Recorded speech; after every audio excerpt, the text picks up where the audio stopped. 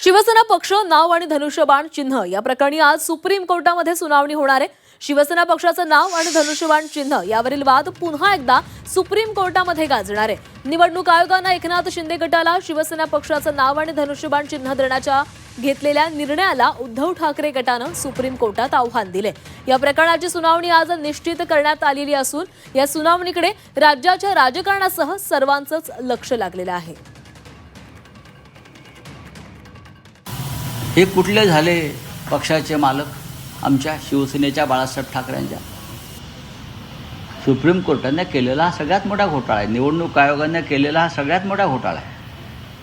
ही शरद पवार साहेबांचा राष्ट्रवादी काँग्रेस पक्ष अजित पवारांना देणं आणि बाळासाहेब ठाकरेंनी स्थापन केलेली शिवसेना ही एखाद्या आयऱ्या गैऱ्याच्या हातात देणं हा सगळ्यात मोठा राजकीय घोटाळा निवडणूक आयोग, विधानसभा अध्यक्ष आणि सुप्रीम कोर्ट यांनी मिळून केलेला घोटाळा आहे। आणि आम्हाला खात्री आहे की याच्यावर त्यांना कायद्याच्या कलमानुसारच 10th शेड्यूलनुसारच निर्णय घ्यावा लागेल आणि तो माननीय बाळासाहेब ठाकरे यांच्या शिवसेनेच्या बाजूनेच लागायला हवा। जर कोर्ट करप्ट झालं नाही तर